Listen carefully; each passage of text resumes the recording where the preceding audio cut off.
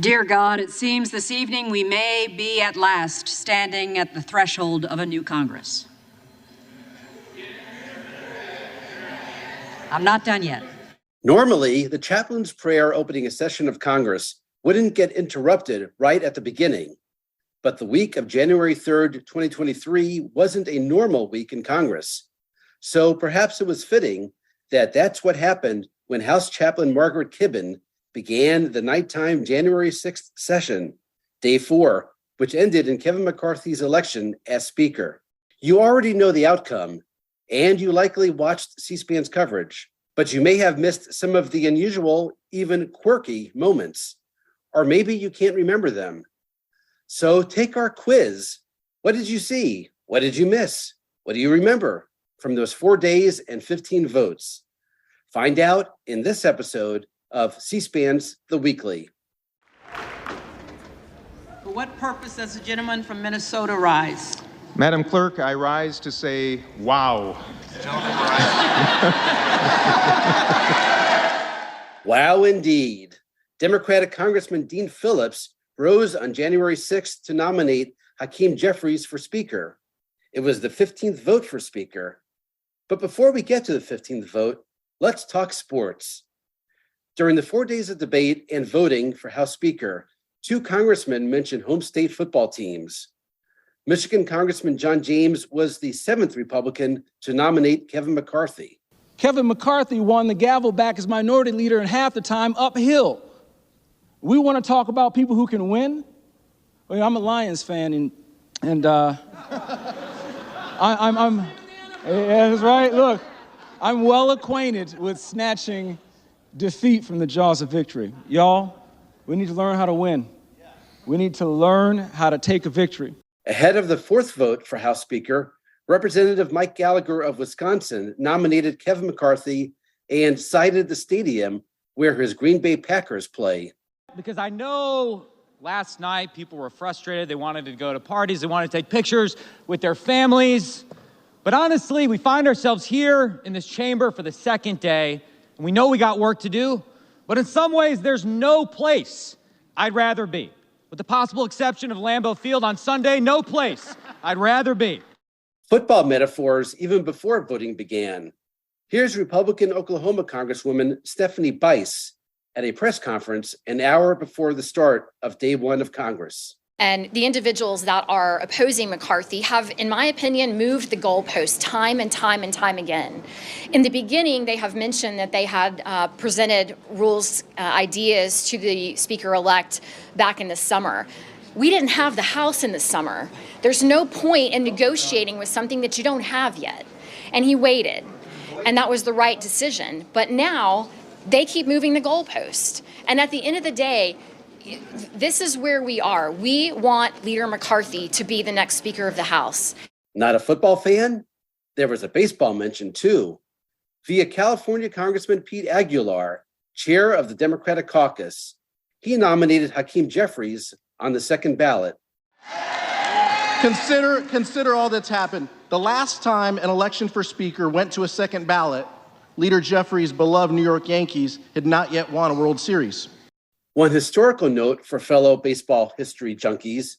Actually, the Yankees won their first World Series on October 16, 1923.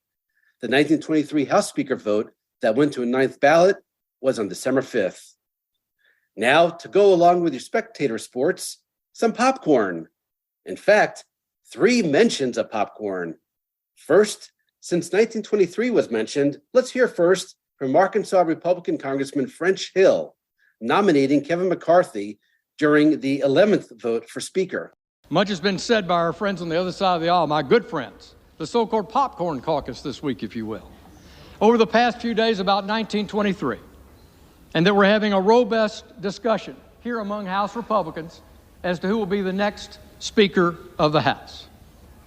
Back in 1923, the insurgency among Republicans then was from the center-left of the Republican Party. Today, it's from the center-right. Second, we return to Republican Congressman from Wisconsin, Mike Gallagher, that Packers fan, nominating Kevin McCarthy. But maybe with the excitement, some of you hadn't had an opportunity to check what's happening online, let me fill you in, or what's happening on Twitter, what the press is writing about. In some ways, they're salivating. There's headlines about the chaos, this and that. Yesterday, our colleagues on the other side of the aisle were tweeting their bags of popcorn that they had out. Finally, here's a popcorn mention from Florida Republican Representative Kat Kamek when she was nominating Kevin McCarthy on the 6th ballot. Diversity of thought is a good thing, but they want us divided. They want us to fight each other. That much has been made clear by the popcorn and blankets and alcohol that is coming over there.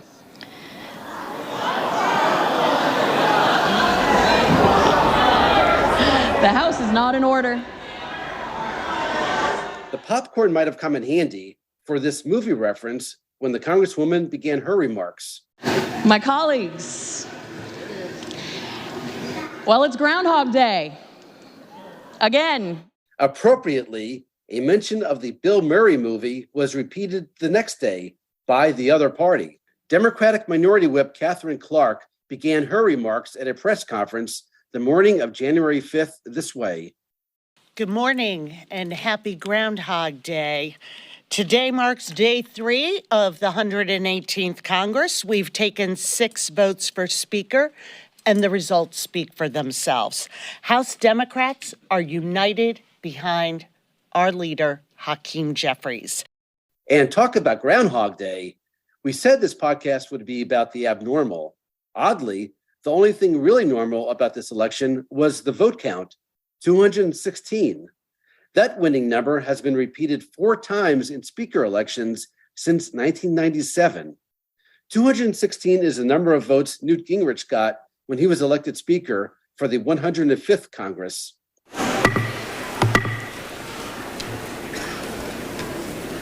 The tellers agree in their tallies that the total number of votes cast for a person by name is 425, of which the Honorable Newt Gingrich of the state of Georgia has received 216.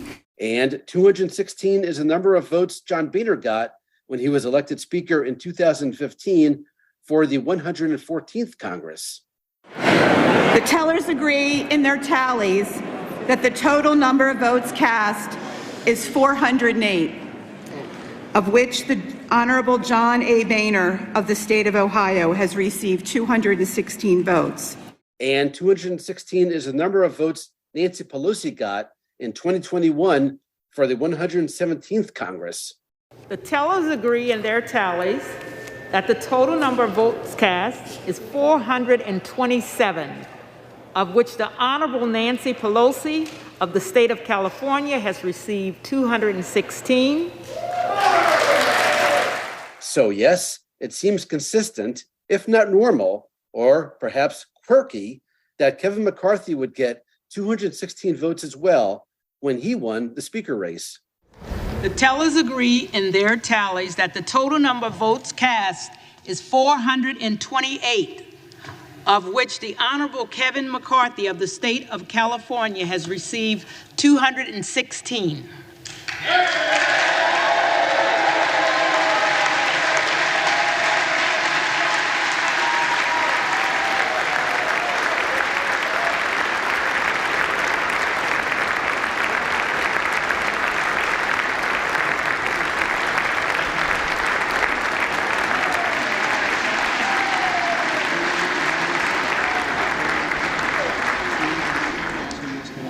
The Honorable Hakeem Jeffries of the state of New York has received 212.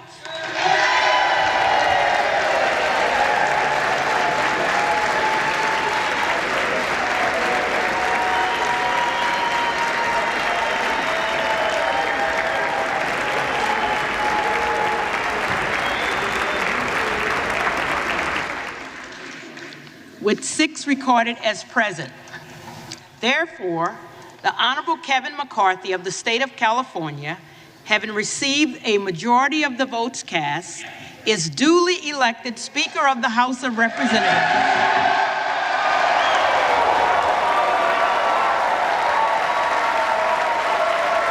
And now a bonus clip.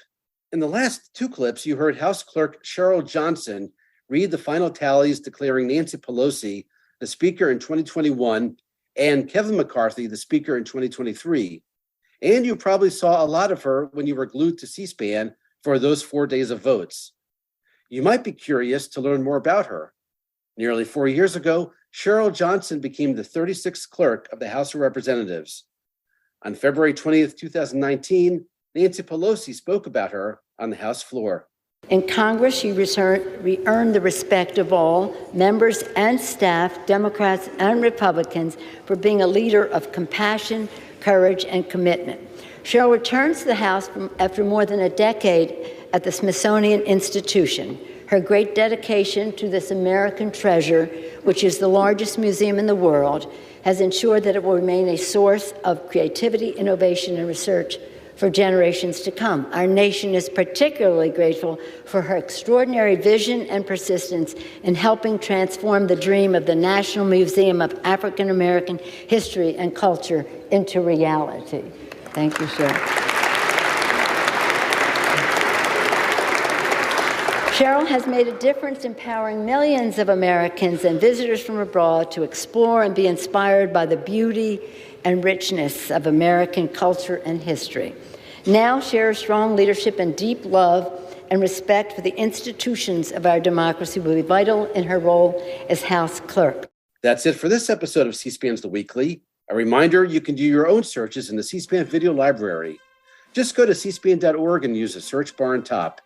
You can relive every day, every moment, every vote, and every speech of the history-making contest for House Speaker for the 118th Congress. Thanks for listening, and happy searching.